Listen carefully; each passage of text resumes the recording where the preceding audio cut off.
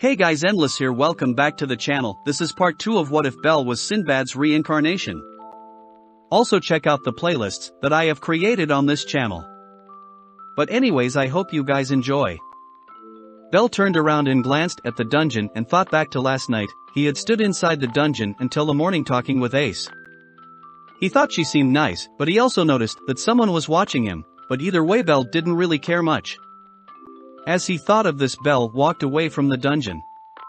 But as he was walking, he noticed a group of adventurers yelling at a smaller one. Getting annoyed, Belle walked over to them and shouted, "Oi, instead of picking on her, why don't you go be real adventurers and kill monsters?" As he says this, he gestured behind him towards the dungeon. One of the adventurers glanced at Belle and scoffed, "You shouldn't get into other people's business, brat." Belle ignored the man and glanced back at the girl. "Are these guys bothering you, miss?" The girl for her part just looked on dumbfounded, not thinking that anyone cared enough to step in. The one that was speaking started to yell, now getting irritated for being ignored. "We are from the Soma Familia, brat. If you don't want trouble, it's best for you to just walk away." Belle glanced at the man. He is a slightly chubby middle-aged man with red-brown hair and yellow eyes along with raccoon ears and tail, is wearing a light blue shirt, a light brown sleeveless vest, dark purple cloth around his neck that covered half his right shoulder with blue cargo pants with brown boots. He also had a sword around his waist. After Belle took note of his appearance, he spoke to the man. "You know it's rude to just call people brat when they have a name." As they were talking, other adventurers had stopped and started to watch the scene unfold, while others couldn't care less and just walked inside the dungeon. The man, getting irritated, was about to pull out his blade and attack the twerp that was mocking him. But another voice could be heard, which made him halt his movement. "Oi, you two adventurers shouldn't be fighting one another." The two glanced towards the dungeon and the man Belle that was talking to went pale, while Belle just looked unamused. The Loki Familia had just walked out of the dungeon and noticed the scene, and Finn wanted to intervene before anything happened. He had noticed that once the man touched his sword, Belle was already calling on his magic, probably wanting to incinerate the man. Which is probably not far from the truth, he thought. Belle for his part moved to the side and watched as Finn talked to the man. He glanced back at the girl and spoke, catching her attention. "You know, not standing up for yourself will just end up with the same results." The girl just looked down and muttered, "But I'm too weak to do anything." Belle glanced to his side and noticed that Ace was standing next to him, knowing that she was already there. But after Finn was done talking to the man, he glanced at Belle and the man walked away along with the two others that were with him, leaving the girl alone. After a minute, Finn spoke to Belle, "So I'm guessing you noticed them picking on this one here and intervened." Belle just shrugged and glanced at the girl. "By the way, what's your name?" The girl glanced at Finn and looked at Belle. "My name is Lilaruka Arcade." "Mine is Belle Cranel, nice to meet you. Next time you shouldn't let others boss you around like that." As he said this, he walked away. Finn just shook his head and glanced at his party. "Alright, let's go back to the Familia and get something to eat after." Everyone nodded while Ace just stared at Belle's retreating form. Meanwhile, with Belle, he glanced at his sword and smirked. "I was finally able to do the Jinn equip.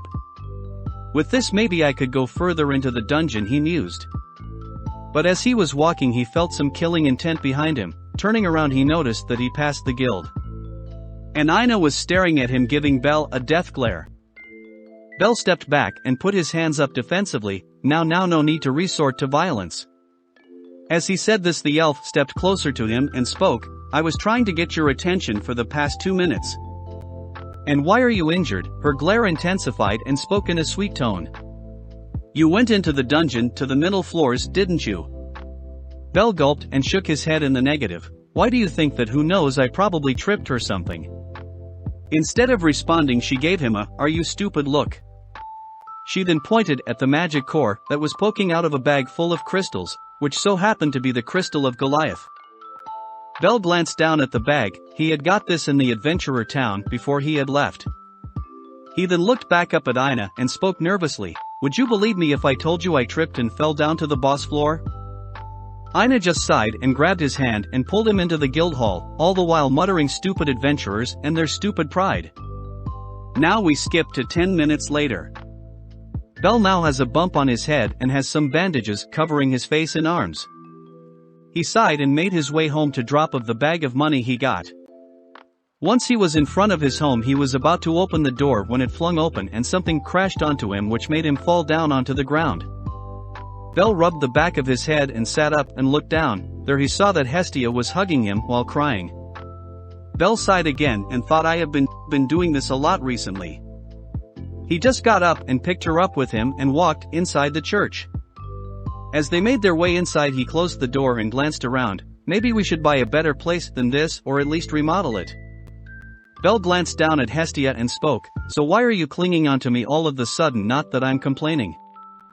Hestia glanced up at him and spoke, I was worried because you didn't come home last night and you had said you were going to the dungeon. Bell just stared at her and started to laugh, which made Hestia pout at him. But Bell stopped laughing and glanced around. Say, why don't we go get something to eat? I'm hungry. She stared at him and thought, is this like a date? But as she was in dream world. Bell walked over to the table and put the bag of Valis, which made a thump noise that got Hestia out of her thoughts. Hestia spoke up, so where do you want to go, Bell? And as she said this, Hestia was pulling Bell out of the house by his arm. Bell closed the door behind him and chuckled a bit. Let's go to the Hostess of Fertility.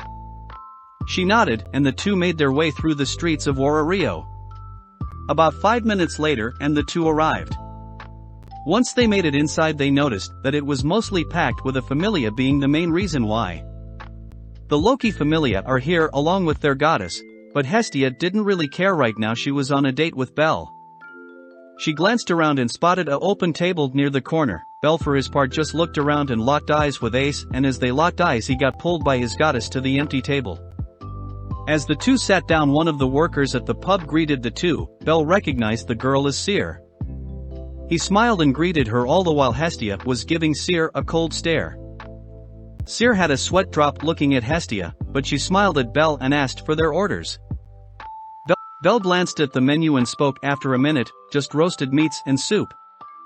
She nodded and glanced at Hestia, who asked for the same. Seer smiled at the two and said the food will be here shortly. As they were talking, one of the members of the Loki Familia noticed Bell and started to drink more, now getting angry. After a while, Loki brought up the adventurer that took out Goliath and looked at Finn for confirmation. Finn just nodded and glanced at Bell and Hestia. Loki, noticing his gaze, looked where he was looking at and saw a purpled hairboy sitting next to Hestia. She looked back at Finn, then looked back at Hestia and spoke, Oi, look who's here, shorty. Hestia glanced to the side and saw that Loki was staring at her. She just grinned and spoke, Oh, I didn't see you there. As the two were speaking, Bet had enough of the so-called new guy and slammed his empty bottle of alcohol onto the table, grabbing everyone's attention. He glared at Bell and spoke, Now why do you think we should believe that you defeated Goliath on your own? How? All the while pointing a finger at him. Bell glanced at the wolf guy and just shrugged, which just made him more pissed off. Loki, noticing this, spoke up, Bet you're drunk, just calm down. As she said this, Finn was wondering how many screws loose did Bet have to try and challenge someone in public. Bet, getting annoyed, yelled at Bell, I think you're just weak and don't deserve to walk around with Ace. He grinned and spoke, You like her, don't you? Bell just looked at him with a blank stare and glanced at Ace. But Bet either didn't notice the stare or didn't care. Well, you should know that she doesn't like weaklings like you. For his part, Bell just slowly nodded and continued to sip his soup, not really caring what he was saying. Hestia, getting annoyed, glanced at Loki and spoke up to the other goddess, Maybe you should keep your dog on a leash before something bad happens. As she says this, Hestia has a tick mark on the side of her head. Loki, getting angry, stood up and pointed at Hestia, Ha, and who will hurt him? I will have you know he is a level 6. Hestia stood up and pointed at Bell, Well, levels don't really matter to my Bell. Bell just stared at the two blankly, still sipping his soup. He was finding this funny. He then glanced at said dog and noticed his red face. It seems like he is gonna blow up, he thought. And just as he thought, Bet glared at Bell and pointed outside, You may fight outside and see who can hurt who. Bell just shook his head and put the money on the table. He glanced at the man and was about to speak when Hestia once again yelled at the man, saying that Bell will be the one that is gonna win. Why is she picking fights all of a sudden? Bell glanced at what she was eating and noticed a couple glasses of alcohol near her food. Where did she get those, he thought with a sweat drop. well at least I put a tip that will go to those. But now he was getting dragged out of the pub by his goddess. And a drunk Loki was doing the same to Bet, while the rest of the Familia sighed and paid for the food. Riveria glanced at Finn, who was looking on in interest. Do you think we should stop them before this gets out of hand? Finn for his part glanced at her and shook his head. I want to see his power, and besides Bet kinda brought this onto himself, it will be good to get him off his high horse. Riveria just shook her head and glanced at Ace, who was staring at Belle and Bet with a frown. With her thinking, how does Bet knows who I like? She then glanced at Belle and shook her head. But back with Belle and Bet. Hestia and Loki were on the side next to the rest of the Familia waiting for the fight to start. The two stared at each other for a minute till Bet broke the silence, now sounding more sober. You should back out before you get injured, rookie. Belle just looked at Bet and pulled out his blade, holding it with one hand, pointing it at the man.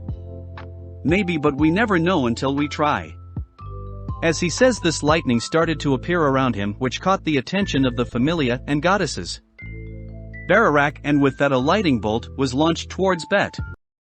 For his part, only with years of experience saving him from being fried, was able to dodge while pumping magic onto his boots. He grinned and rushed at Belle with blinding speeds. For his part, Belle just sighed and rushed him as well. As the two clashed, a small shockwave could be felt throughout the area. The two jumped back and Belle got into another stance, all the while muttering Bararak. As he said this, Bet rushed towards him, but as he did, the lightning bolt was sent in front of Belle, shielding him from an attack, which made Bet grit his teeth and jump back. You know you're not half bad for a rookie brat, said Bet arrogantly, which started to annoy Belle. Belle held his sword with both of his hands and pointed it to the ground. Playtime is over. My servant of rage and greatness, take shelter within me. As he said this, his body began to change and the air started to feel heavy. Hestia, now being sober, looked on in worry, wondering what she had caused. Transform my body into that of a great.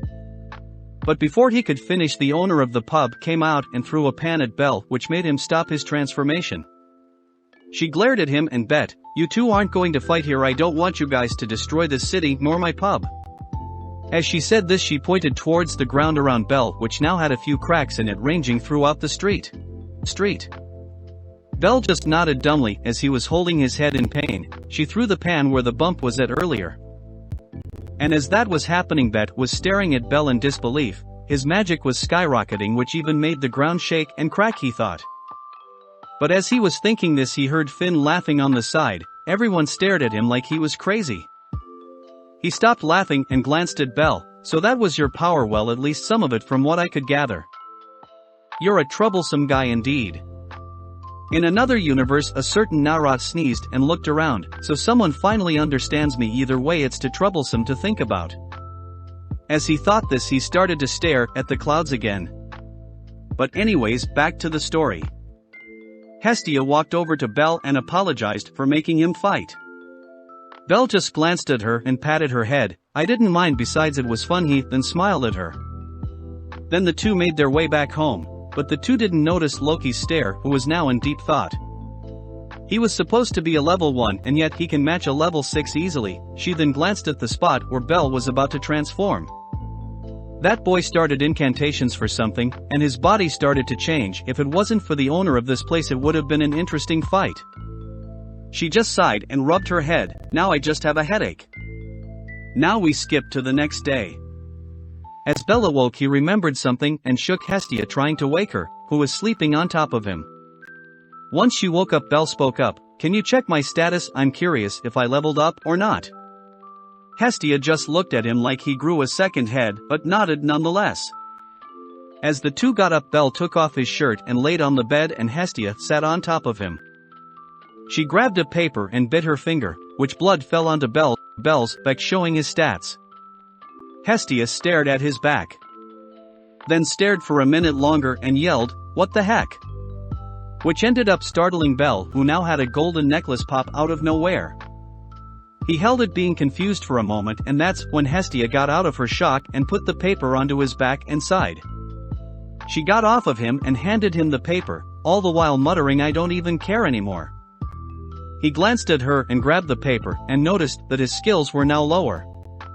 Being confused, he looked down the page more than he read level 2. And below that he now has a extra skill, well, Jin Valefor Ha. An Ice Jin.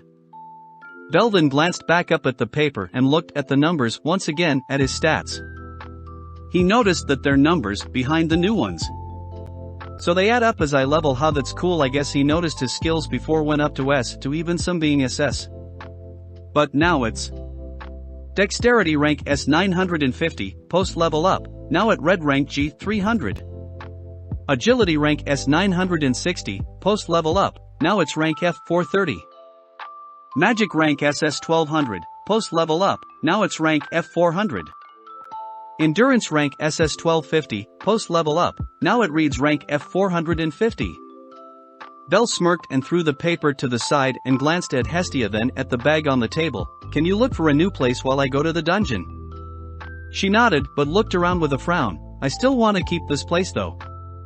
In response, Bell just smiled. Well, you can always just remodel this place, and as he said this he walked inside the restroom to get ready and leave. Hestia smiled to herself and nodded.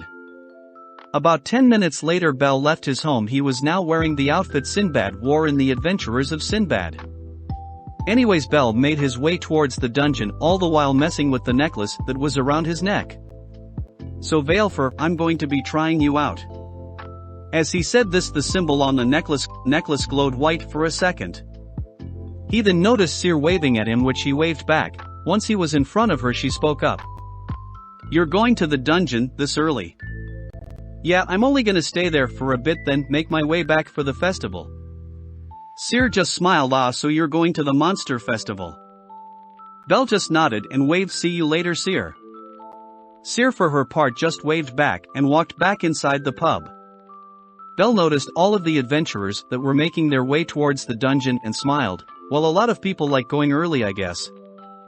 As he thought this, Bell noticed the same adventurer from yesterday staring at him. For his part, he just glanced at her and stopped walking. She smiled at him. I noticed that you don't have a party yet. Do you mind if I join your party? Bell just stared at her for a moment and glanced at the side, seeing the same guys from yesterday giving Bell a death glare by some trees. He just shook his head and glanced at the small Paolum and spoke. If you're doing this to try for something other than being in a party, I will just disband it and leave you. As he said this, he gave a glance back at the side towards the men. Lili started to sweat a bit and just nodded. Bell just sighed for the 10th time and made his way into the dungeon with Lili following him.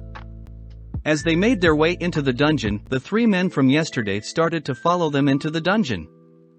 The 2 have been in the dungeon for about 30 minutes now, being on floor 11th.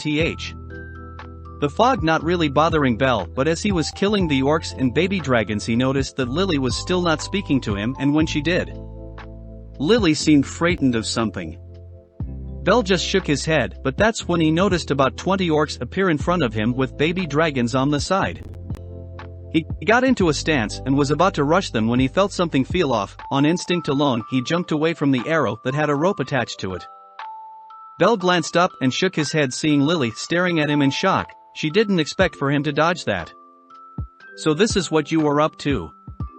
You were trying to wait till we got to a high enough floor where you can try and take my stuff, huh? With this, Lili just looked down in tears, started to fall from her eyes sheet, then ran away trying to go back to the surface. Bell for his part just glanced back at the monsters and his sword started to glow with ice covering the area. He then spoke coldly. Now you guys are in my way, freeze and die. As he said this, all of the orcs and the small dragons were frozen solid, then got destroyed after. Bell looked back at the place where Lili left from, knowing that she probably is in trouble. He jumped up and made his way after her. With Lili, she was running towards the surface, now being in the 10th floor, but as she turned a corner she ran into Canoe, the raccoon guy. As she ran into him, he picked her up and asked if she was able to steal anything from that brat. Lili shook her head and started to fear for the worse. The man got a tick mark and threw her onto the ground and drew his blade. Maybe you're worth more when you are dead, he said coldly. Lili started to back away from the man in fear, but that's when they heard something coming towards them. He glanced to the side and noticed a dozen or so spider monsters. The man grinned at Lili and started to run away with the other 2 shouting over his shoulder, good luck. As the man left, Lili just looked down in defeat and thought back to what her life has been up until now. They forced her to steal for them and they treat her like dirt in return. She had tears fall down her face and closed her eyes waiting for the pain to come. Then as the monsters were about to pounce on her, she heard a voice coming from behind her. Barak. And with that, all of the surrounding monsters got destroyed by lightning, with Belle now appearing in front of Lili and looking at her. So those guys were using you? She just nodded meekly, staring at the magic cores all around her. Belle just sighed and picked her up and threw her over his shoulder, which earned him a yelp in surprise from the girl. Alright, I'm going to kill those guys and make your god take off that Familia crest. She stared at him confused, but why? He just looked back at her and grinned, so you can join mine of course. She just continued to stare at him and was about to speak when Belle rushed forward chasing after the 3 men from the Soma Familia. After a minute he spoke once again. I know I might seem too trusting, but what they were doing was wrong and it would feel wrong if I just left you like this. But I tried to leave you and steal your weapons. Belle just nodded that you did, but luckily for us you have bad aim, he joked. She just pouted at him all the while muttering, it would have hit. After another 5 minutes Belle finally caught up to the 3 only to see 2 of them already dead. And the last one about to die due to a monster. He then looked at Lili, are these the ones that you were scared of? She got down and looked around at the dead bodies, then at the one remaining. Which for his part, who had noticed the duo and pleaded for them to help. Belle just glanced at the man and turned around walking away. Lili stood for a bit and turned around Oswell. The 2 made their way out of the dungeon and Belle looked down at her. So where is this Familia of yours? She glanced up at him and spoke, what, so you were serious about that? Belle nodded, well yeah, why would I lie about it? If you aren't happy there, why not leave? Besides, he then grabbed the necklace and smirked, I want to try something. 10 minutes later, they made their way out of the dungeon and it was already noon, so lead the way, Lili. She nodded and started walking towards her Familia with Belle following behind her. But anyways, that is the end of this part.